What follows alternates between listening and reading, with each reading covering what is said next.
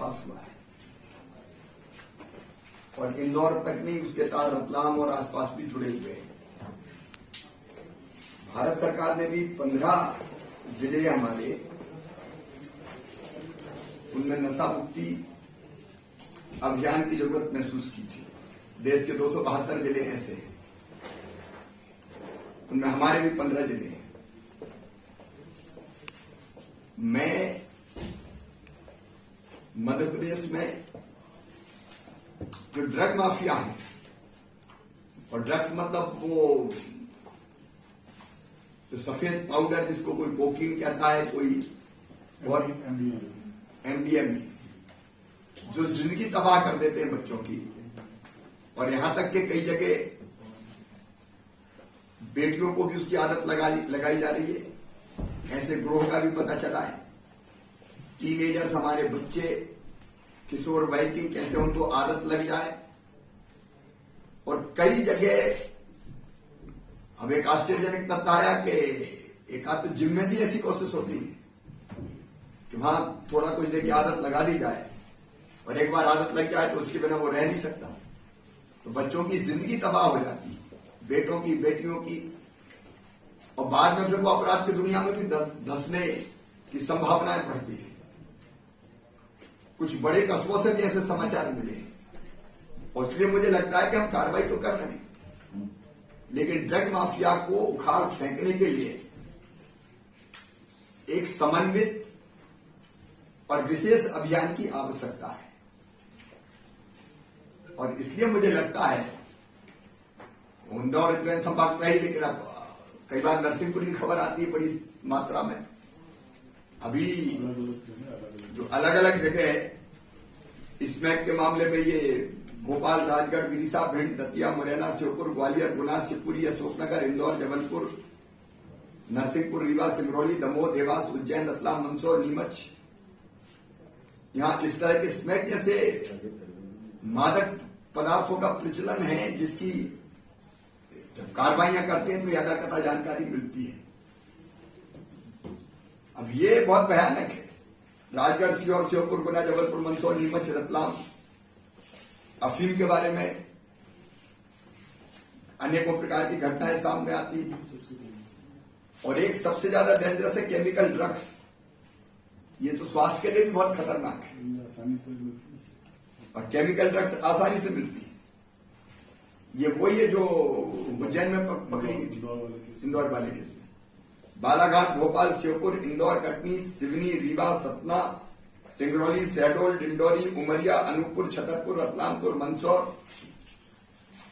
अब इसलिए मुझे चिंता हुई कि ये यद्यपि हम नशे के विरुद्ध अभियान में लगे हुए हैं,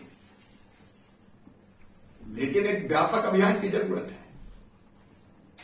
और ये ड्रग्स ऐसे हैं जो हमारी भावी पीढ़ी को खोखला कर रहे हैं, उनका सर्वनाश हो जाता है। उसके ऐसे लोग जो ड्रग्स के काले कारोबार में लगे हैं, वो मानवता के दुश्मन हैं, और उनको किसी भी कीमत पे छोड़ा नहीं जाना चाहिए। इसलिए ये जिले जुड़े हुए हैं। आज कमिश्नर हैं, आईजी हैं, पुलिस अफसर हैं, सारे हम लोग यहां बैठे हुए हैं। मुझे लगता है कि ऐसे माफियाओं को, ड्रग माफियाओं को, इनकी जरूरत तक ही पहुंचना है। रास्ते में किसी को पकड़ लिया और केवल उसके खिलाफ कार्रवाई होगी, ये पर्याप्त नहीं है।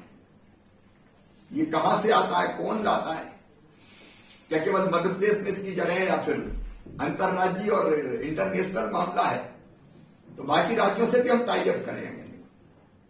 जहां आवश्यक है भारत सरकार से टाई अप करें, और टाई अप करके इनको पूरी तरह से नेस्त नाबूद कर दें। अब कई स्कूल, कॉलेज ऐसे हैं, उनकी गुमटी उमटियों को भी अगल बगल में चेक करने की जरूरत है, क्योंकि इनको अड्डा बनाते हैं। स्कूल अड्डा बन जाते हैं, कॉलेज बन जाते हैं, हुक्का लाउंज टाइप जो गतिविधियां होती है। अभी हुक्के फुक्के लाउंज काय के लिए चलने चाहिए? ये तो इसीलिए होता है कि वहां गलत नत लगा दी जाए।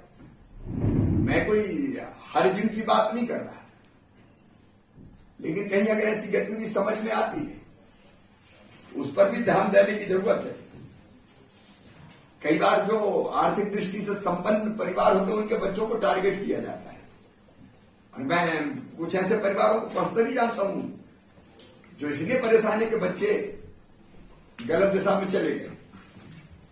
और इसलिए मुझे लगता है हुक्का लाउंज हो, पब हो,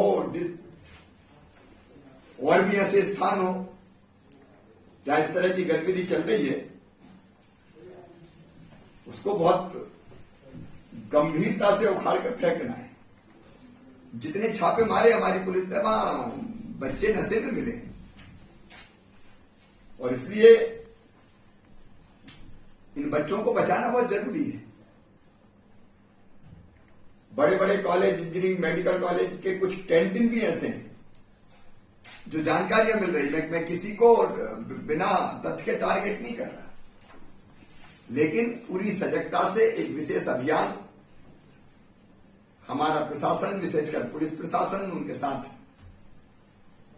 कलेक्टर, कमिश्नर, जो जरूरी है, मिलकर इस अभियान को चलाएं और इन ड्रग माफियाओं को उखाड़ फेंकें। इनको जड़ों से उखाड़ना है। और ऐसी कार्रवाई हो के मध्य प्रदेश में जो इस कारोबार में, वो तो जमींदोज हो ही जाए बिल्कुल, लेकिन बाद में कोई हिम्मत भी ना करे। और बाकी राज्यों में भी हम पुलिस से, वहां के प्रशासन से कोऑर्डिनेट करके ये गतिविधियां चलाएं। पिछले कुछ दिनों में जो समाचार आए वो मन को विचलित करने वाले थे। तो मुझे लगा कि इस पर तुरंत, और एक और इसके साथ साथ नशा मुक्ति अभियान भी हमको चलाना पड़ेगा। तो जिन बच्चों को लत लग गई है, वो इस लत को कैसे छोड़े, उसके लिए भी हमको एक नेटवर्क पूरा खड़ा करना होगा। कुछ जगह चल रहे हैं हमारे सामाजिक न्याय विभाग को जोड़ के